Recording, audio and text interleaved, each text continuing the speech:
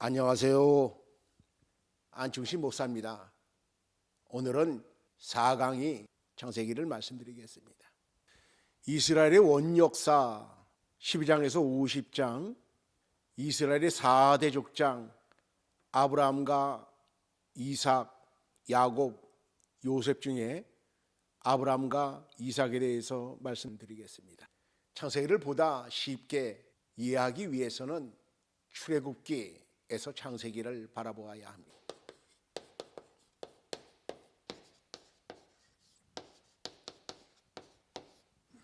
창세기의 지역 배경은 가나안 땅입니다. 출애굽기의 지역 배경은 애굽과 광야입니다.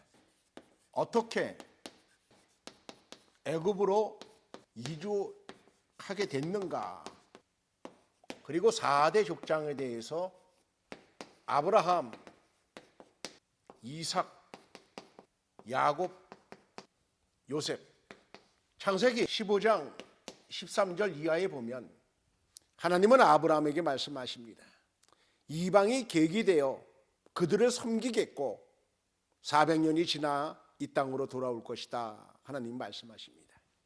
애굽으로 이주케 된다고 하는 것을 아브라함에게 말씀하신 거죠. 또한 이 야곱 족속 때에 애굽으로 이주하게 되는데 그 이주하게 된 동기가 가나안 땅의 기근이었어요. 하나님은 요셉을 예비하셔서 애굽의 총리가 되게 하시고 그 야곱 족속들이 애굽으로 이주케 하십니다. 또한 이스라엘 민족의 시작 아브라함에서 하나님은 언약의 아들 이삭으로, 이삭에서 야곱으로 내려오게 하십니다. 하나님은 아브라함인 하갈에서 나온 첫 번째 아들 그 이스마엘을 하나님께서 버리십니다. 그리고 이삭이 쌍둥이 아들 에서와 야곱을 낳았는데 하나님은 이 에서를 버리시고 그리고 야곱으로 인해 12아들 그들이 지파가 되게 하시고 애굽으로 이주케 하신 겁니다. 창세기는 아브라함부터 이스라엘 그리고 출애굽하여 하나님께서 구원케 하신 것이죠. 광야로 인도하시고 가나안 땅에 들어가게 하십니다. 이 가나안 땅은 하나님께서 약속하신 약속의 땅이에요. 이 가나안 땅에 들어가서 정복 전쟁을 하고 이스라엘 나라를 세웁니다. 그리고 이 이스라엘을 지난 시간에 말씀드린 것처럼 구속사 정계의 통로 삼습니다. 창세기는 어떻게 가나안 땅이 약속의 땅이 되었는지 그리고 이스라엘 나라가 어떻게 세워지게 되었는지 그것을 이 창세기에서 밝히고 있습니다. 아브라함 75세에 하나님의 소명을 받고 가나안으로 이주하였습니다. 하나님에 의해 아브라함을 아브라함으로 계명하였습니다. 하갈에게서 이스마엘을 낳았고 사라에게서 이삭을 낳았습니다. 후처 그도라에게서 5명의 자식을 더 낳았습니다. BC 2166년에 출생하여 175년을 살고 BC 1991년 장사되었습니다. 여기서 BC라고 하는 것은 Before Christ, 그리스도 이전, 곧 기원전을 말합니다. 아브라함의 성품은 신앙의 결단력과 하나님의 말씀을 따라 순종하였습니다. 남을 배려하는 아량과 재물 욕심이 없었으나 다소 소심하고 주의성 있는 모습을 보였습니다. 아브라함의 생애는 이삭의 출생 전과 후로 나눕니다.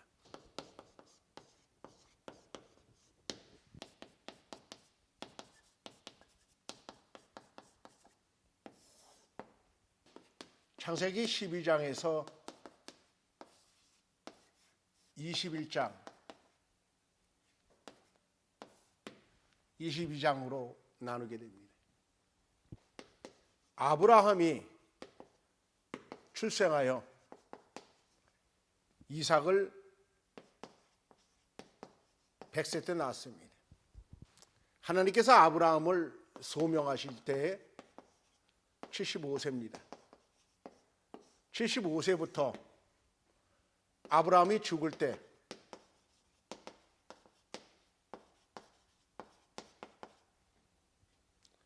(175세) 그래서 소명 이후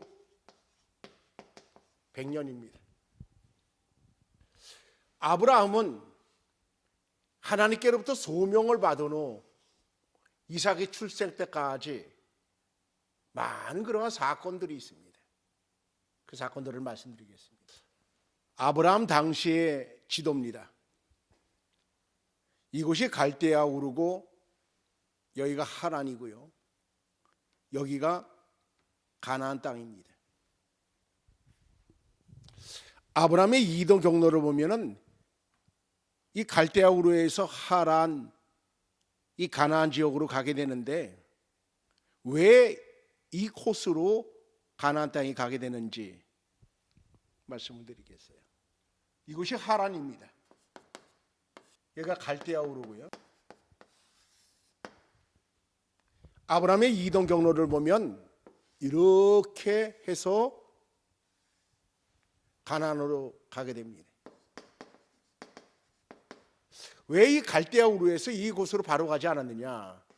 바로 이곳은 사막 지역이에요. 사막지대. 그래서 이 갈대아 우르에서 가나안까지 횡단하지 못하고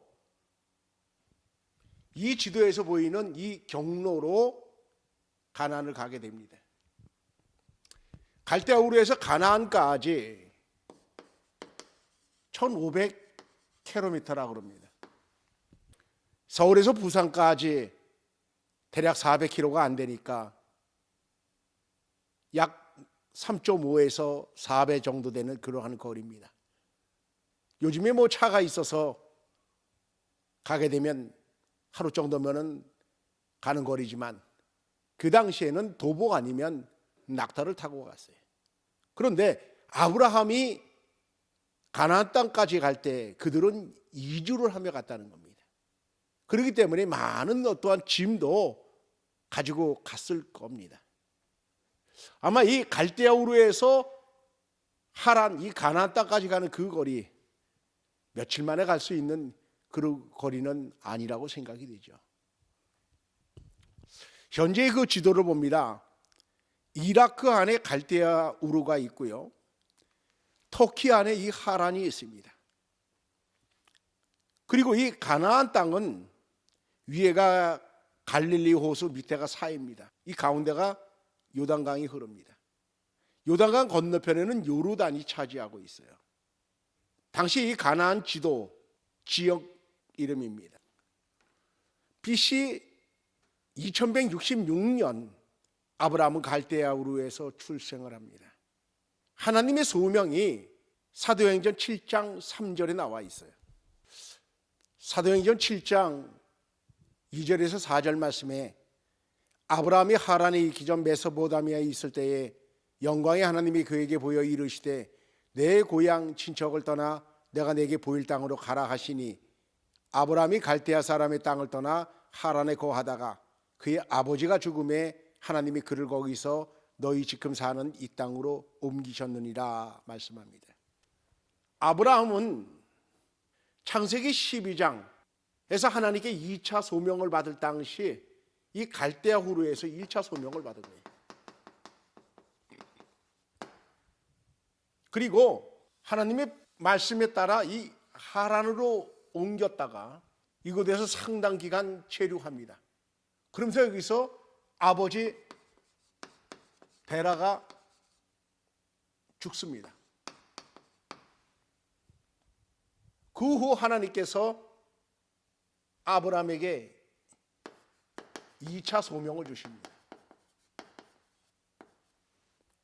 창세기 12장 1절에 보면 너는 너의 고향과 친척, 아버지의 집을 떠나 내가 내게 보여줄 땅으로 가라 그렇게 말씀하십니다. 여기서 고향이라고 하는 것은 이 갈대아 우르를 말합니다. 또한 친척이라고 하는 것은 이 하란에 나홀이 여기서 살았어요. 이러한 나홀까지도 떠나서 하나님께서 말씀하시는 그 땅으로 가라 그렇게 말씀하신 겁니다. 아브라함은 유목민입니다. 고대 유목민에게 친척도 유대 관계를 떠난다고 하는 것은 결코 쉬운 일이 아닙니다. 그러나 하나님께서는 친척과 아버지의 집을 떠나라 그렇게 말씀하십니다. 그리고 창세기 12장 2절에 보면 내가 너로 큰 민족을 이루고 내게 복을 주어 내 이름을 창대케 하리니 너는 복이 될지라 그렇게 말씀하고 있습니다. 너를 축복하는 자에게는 내가 복을 내리고 너를 저주하는 자에게는 내가 저주하리니 땅의 모든 족속이 너로 말미암아 복을 얻을 것이라 그렇게 말씀하셨습니다. 그리고 그 2차 소명에 따라 아브라함은 가나안 땅으로 오게 됩니다. 아브라함이 2차 소명을 받을 당시가 75세였어요. 그리고 가나안으로 이주하여 베델에 머물게 됩니다. 바로 이곳이죠. 그리고 그 땅에 기근이 들자 애굽으로 이주하게 됩니다. 이 가나안 땅에서 애굽으로 내려가게 된 거예요. 자, 그런데 아브라함은 하나님의 뜻을 미처 생각하지 않은 채 약속의 땅을 떠나고 맙니다. 그것이 첫 번째 아브라함의 큰 실수이고요. 또한 애굽으로 내려가서 애굽인들이 하는 그 행동이 두려워서 자기 아내를 누이라 속입니다.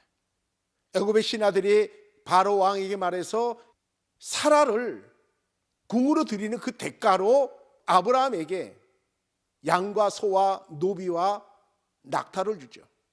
아브라함은 자신의 아내를 빼앗길 뻔하였다가 하나님의 극적 개입으로 구출하게 됩니다. 애굽에서 나오면서 아브라함은 많은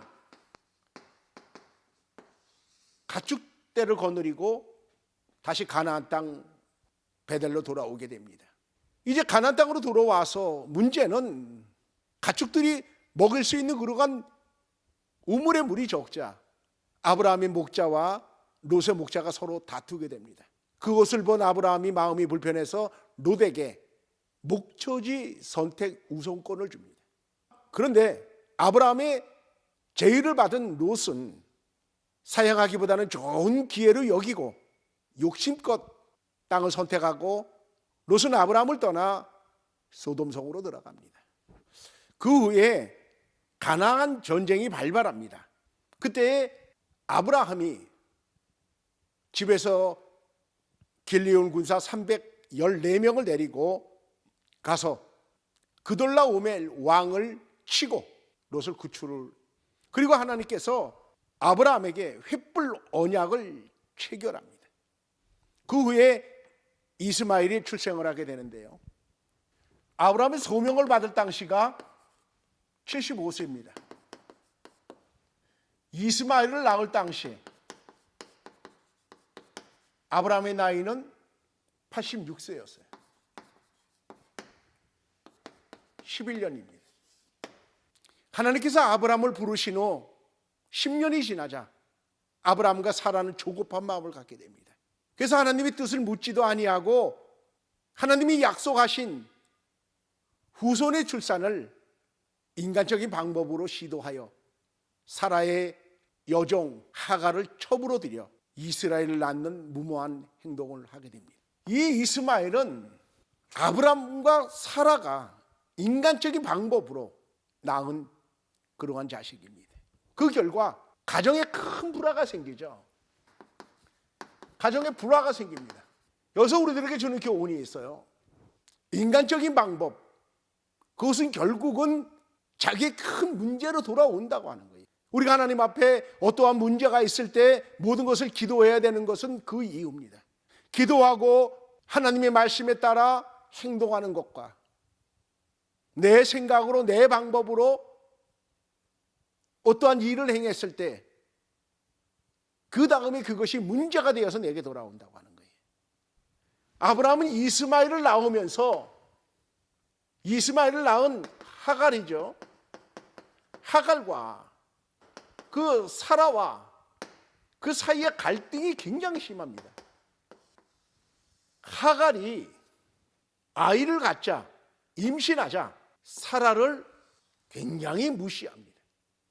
그래서 사라가 그 사실을 아브라함에게 말하자 아브라함이 사라 임의대로 행동하라 그래서 이 하갈에게 대하자 하갈은 도망을 하게 되죠. 근데 하나님의 사자가 다시금 가서 순종하라 그럽니다. 그래서 다시 하갈은 다시 돌아와서 이제 이스마엘을 낳는데 그 다음에도 갈등은 계속됩니다. 언제까지 되느냐? 이삭을 출생을 하고 이삭이 젖을 뗄 때 3세에서 4세라 그럽니다. 그때까지 무려 17년에서 18년 정도 굉장히 가정 불화의 고통 속에 살아가게 되는 거예요.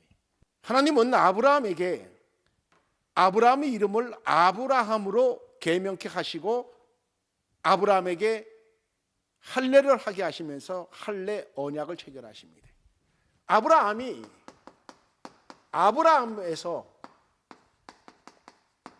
아브라함으로 하나님께서 이름 바꿔줍니다. 아브라함은 열국의 아버지라는 뜻이에요. 아브라함은 고귀한 아버지라는 뜻입니다.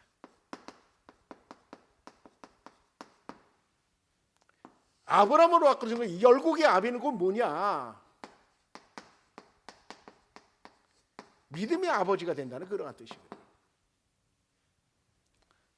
또한 사라의 이름은 나의 공주라는 뜻입니다. 그 이름을 사라로 바꿔주십니다. 사라는 열국의 어미라는 그러한 뜻이에요. 그리고 이삭 출생 예언을 하시죠. 창세기 17장입니다. 그리고 이삭, 사라, 잉태를 약속하십니다. 18장입니다. 자, 그런데 문제는 아브라함이 그랄로 이주하면서 아브라함이 75세 때에 애굽으로 이주하면서 자기 아내를 누이라 애굽 사람들에게 속였습니다. 애굽인들이 두려워서 자기 아내를 누이라 했던 거예요. 그런데 이 그랄로 이주하면서 이곳에서도 아브라함은 자기 아내를 누이라 속입니다. 그래서 그랄랑 아비멜렉이 사라를 취하려고 했죠. 자, 근데 문제는 뭐냐? 아브라함이 99세에 할례 언약을 체결하고 하나님께서 이삭의 출생 예언을 하시고 사라 잉태를 약속하셨단 말입니다. 그런데 아브라함은 아내 사라를 누이라고 속였단 말입니다.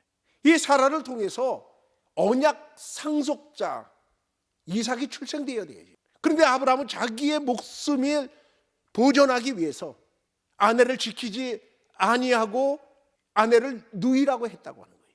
어찌 보면 처음 있었던 이 애굽의 이주 사건, 그러나 이 두 번째 그랄 이주 사건은 아브라함은 큰 어떻게 보면 실수를 한 거예요. 이런 반복된 실수를 하지 말아야 되는 거거든요. 그랄 사건 이후에 이삭이 출생합니다. 아브라함 나이 100세, 사라의 나이 90세였어요. 그리고 이삭이 젖을 뗄 당시 3세에서 4세 정도라 그럽니다. 그때 그 이스마엘이 이삭을 희롱하죠. 그것을 본 사라가 아브라함에게 그 얘기를 하고 아브라함은 하갈과 함께 이스마엘을 내어 쫓습니다. 그 후에 아비멜렉과 운물 문제로 분쟁이 있었는데 아비멜렉과 화친 조약을 맺고요. 그 후에 이삭 희생 제사가 있게 됩니다. 자, 이 앞에 화면은 그동안에 설명드렸던 것을 다시금 정리해 놓은 겁니다. 애굽으로 이주하였고 롯에게 목초지 선택권을 양보하고요. 그 다음에 롯을 구출하죠. 이스마엘 출생, 하나님이 약속을 잊고 인간적인 방법을 동원하여 이스라엘을 출생하고, 그리고 아브라함과 사라 이름을 계명합니다. 내년 이맘때에 사라가 아들을 낳을 것이라 이삭 탄생 약속을 하셨죠. 그리고 죄악이 관영한 소돔과 고무라 성을 심판하십니다. 그랄로 이주하여 아비멜렉에게 아내 사라를 누이라고. 아브라함이 몸과 사라의 태도 죽은 것을 알고도 하나님 믿었죠. 그래서 언약 상속자 이삭을 출생하게 됩니다. 이삭을 낳았습니다. 아브라함이 계명에서부터 이삭 출생까지 1년 안에 참 많은 그러한 사건이 있었던 것을 보게 됩니다. 이스마엘이 이삭을 희롱하자 하갈과 이스마엘을 추방합니다. 아비멜렉과 음몰 분쟁 종식, 그리고 언약 체결하죠. 그곳을 부엘세바로 부릅니다. 하나님보다 더 아들을 사랑했을 때 하나님께서 이삭 희생 제사를 드리라고 하죠. 아브라함은 믿음으로 모리아 산에서 이삭을 희생 제물로 드리게 됩니다. 아브라함이 하나님께로부터 소명 이후에 이삭 희생 제사를 드릴 때까지 믿음으로 행할 때와 내 방법대로 행했을 때 이 둘을 구분했습니다. 믿음으로 행할 때는 목초지 양보, 롯을 구출하고 이삭 출생, 하갈과 이스마엘을 내쫓죠. 그리고 이삭 희생제를 드리고, 내 방법대로 했을 때 애굽 이주했다가 큰 위험에 빠지고요. 이스마엘을 출생하여 가정에 큰 불화가 있었고요. 그랄로 이주했다가 그곳에서도 큰 위험을 맞게 되죠. 하갈과 이스마엘을 결국은 추방하게 됩니다. 그리고 이삭을 사랑했을 때 하나님은 이삭 희생 제사를 드리라고 말씀하십니다.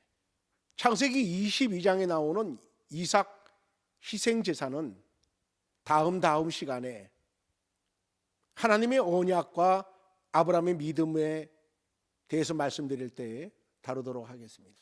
우리가 아브라함의 그 생애를 통해서 믿음으로 행할 때와는 다르게 내 방법대로 했을 때 많은 어떠한 위기가 닥치는 것을 볼 수가 있어요. 아브라함을 통해서 우리들에게 주는 교훈은 내 방법을 내려놔야 된다고 하는 거예요. 우리가 기도를 하면서 하나님의 뜻을 구하고 내 방법을 내려놓을 때 하나님은 하나님의 뜻대로 나를 이끌어 가시고 내 삶에는 평강이 임하는 것입니다. 이삭을 보겠습니다. 언약에 의해 태어난 최초의 아들입니다. 리브가와 결혼하여 쌍둥이 에서와 야곱을 낳았습니다. BC 2066년 출생하여 180년을 살고 BC 1886년에 장사되었습니다. 성품은 온유한 성품으로 대체로 평탄한 삶을 살았습니다. 언약에 의해서 태어났습니다. 40세에 리브가와 결혼을 합니다. 그리고 60세에 에서와 야곱을 출생을 합니다. 그리고 75세 때에 아버지 아브라함이 죽습니다. 그랄로 내려갔다가 그랄에서 리브가를 누히라고 속입니다. 이삭이 리브가를 누히라고 속인 것은 아버지 아브라함이 행동했던 것과 같은 거죠. 역시 이삭 역시 그 주변 사람들이 두려워서 리브가를 누이라고 했던 겁니다. 블레셋인들과 음물 분쟁이 있을 때에 그 음물을 포기하고 그것을 떠나는 모습을 보게 됩니다. 부엘세바에서 제단을 쌓았고요. 그랄로 이주합니다.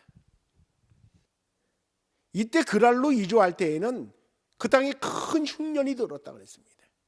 주석에 의하면 아브라함 이후 80년 만에 있었던 큰 흉년이라 그럽니다. 그래서 기근을 피해서 애굽으로 내려가다가 그랄에 있을 때에 하나님께서 그랄을 떠나지 말라 그렇게 말씀하시고, 이삭이 그곳에 머물러 농사를 지었을 때 하나님께서 대풍을 이루도록 그렇게 축복하셨죠. 이삭이 나이 100세 때에 에서가 한 여인과 결혼을 합니다. 그리고 이삭의 언약 상속자 축복이 있고요, 야곱의 하란 도피가 있습니다. 자, 이 부분에 대해서 좀 말씀드리겠습니다. 이삭이 나이 100세 때에 에서는 한 여인을 아내로 삼습니다. 가나안 족속입니다. 에서가 헷 족속의 딸을 아내로 삼은 사건과 그 다음에 이삭의 언약 상속자 축복, 이 사건을 연계해서 보아야 합니다. 에서의 할아버지 아브라함이 이삭을 결혼시킬 때에 자신의 늙은 종에게 여기 가나안 족속 중에서 이삭의 아내감을 찾지 말고 내 고향으로 가서 그곳에 가서 아내감을 데려오라 그렇게 말합니다. 왜 그랬을까요? 지난 시간에 말씀드렸습니다. 노아에게는 세 아들이 있었다 그러죠. 셈, 함, 야벳이 있었어요. 그 중에 이 셈 족속이죠.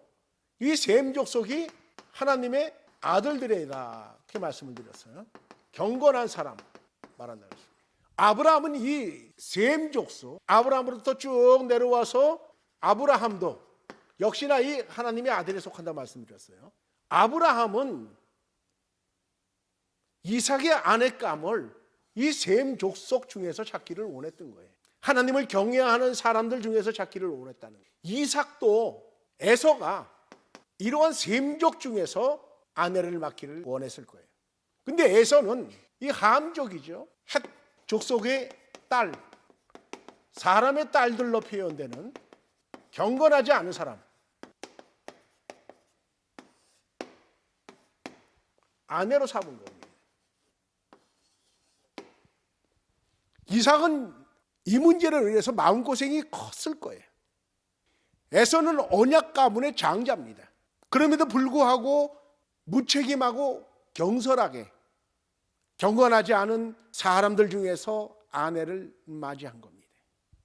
에서의 이 행동은 부모인 이삭과 리브가를 근심하게 만들게 됩니다.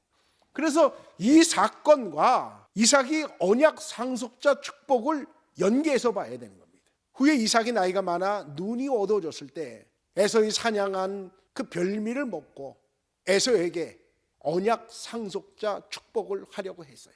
그것을 안 리브가가 야곱을 잉태했을 때 하나님께서 큰 자가 어린 자를 섬기리라는 그 말씀을 듣고 믿은 리브가는 야곱이 언약 상속자라는 것을 그때부터 알고 있었어요. 그래서 리브가는 야곱에게 장자 축복이 돌아가도록 계교를 꾸미게 되죠. 별미를 만들고 야곱을 에서로 변장시켜 축복을 받게 합니다. 리브가는 기만과 술책으로 야곱이 장자의 축복을 받게 하였지만 이 일로 인해 형제간의 불화는 심화되고 야곱은 형 에서의 눈을 피해서 하란으로 도주를 하게 됩니다. 그리고 에서와 20년간 갈등이 있게 됩니다. 이 사건으로 아버지 이삭과 리브가도 마음고생을 하게 됩니다. 야곱의 장자권 축복 사건은 인간의 온갖 허물과 계략과 속임수로 하나님의 거룩한 뜻을 훼손하며 야곱이 장자권 축복을 탈취하였지만 하나님의 구속사는 택하신 자의 허물과 실수가 있어도 하나님의 섭리와 경륜은 하나님이 뜻하신 대로 반드시 이루어진다는 겁니다. 언약 가문의 장자권 축복이에요. 야곱을 봅니다. 뱃속에서부터 다퉜어요. 하나님께서 말씀하셨습니다. 큰 자가 작은 자를 섬긴다. 에서가 태어날 때에 발뒤꿈치를 잡았죠. 에서가 형이라 먼저 나오려고 그랬는데 야곱이 에서가 나오지 못하도록 발뒤꿈치를 잡았다는 겁니다. 자, 그리고 파축 사건이 있습니다. 사냥에서 돌아온 에서가 허기졌을 때 야곱이 팥죽을 내밀면서 장자의 명분을 내게 팔라. 그때 에서가 내가 지금 배고파 죽겠는데 장자의 명분이 무슨 소용이 있겠느냐, 그러면서 팔았어. 근데 하나님은 이것을 기억하십니다. 그리고 에서로 변장해서 이삭으로부터 장자 축복을 받습니다.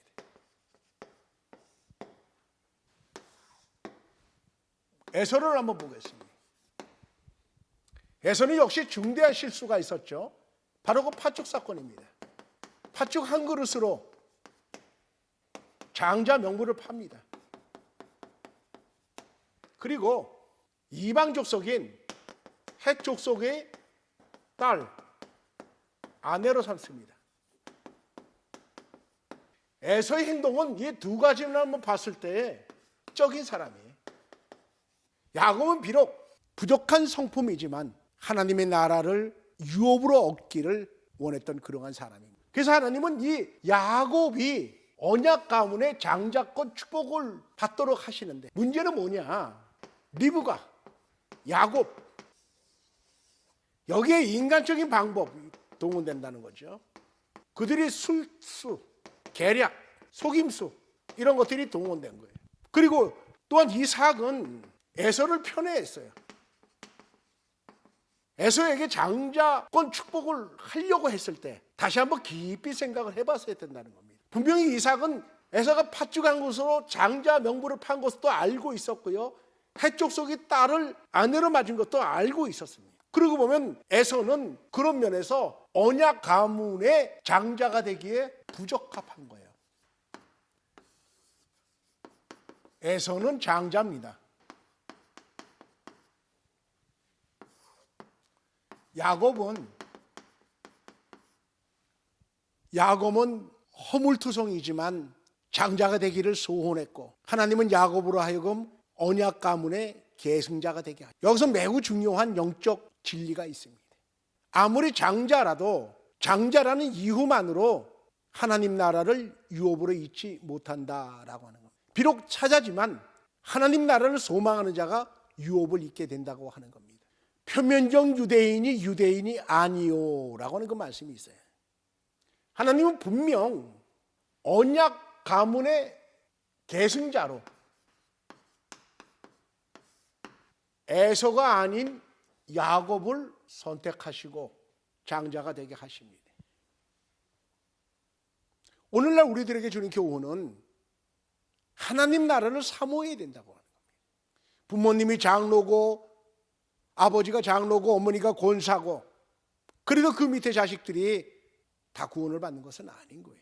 하나님 나라를 사모하는 사람, 즉 야곱처럼 하나님 나라를 사모하는 사람, 그 사람이 구원을 받게 된다, 그런 말입니다. 에서는 육적 사람이요, 야곱은 영적 사람입니다. 야곱이 하란 도피이죠. 이삭이 에서에게 장자권 축복을 하려고 한 이 사건으로 에서는 동생 야곱을 죽이려고 했고, 야곱은 에서의 눈을 피해서 멀리 도망가면서 이삭이 인생 말년에 크게 마음고생을 하게 됩니다. 야곱이 가나안 땅으로 돌아와서 이삭을 12년간 복양을 하고 이삭은 180세에 죽습니다. 이삭이 언약 상속자 축복을 하려고 했던 이 사건을 통해서 리브가가 야곱을 에서처럼 변장시켜 축복을 가르쳐서 받습니다. 여기에 동원된 인간적인 이러한 방법이 끝내는 가정에 큰 고통을 준다고 하는 거예요. 그러므로 성도는 하나님의 뜻과 섭리에 절대 순종해야 되는 거예요. 내 방법을 동원해서는 안 된다는 거예요. 어떠한 결과를 얻기 위해서 계략과 속임수와 술책 이런 것들이 들어서는 안 된다. 술수가 들어서는 안 된다.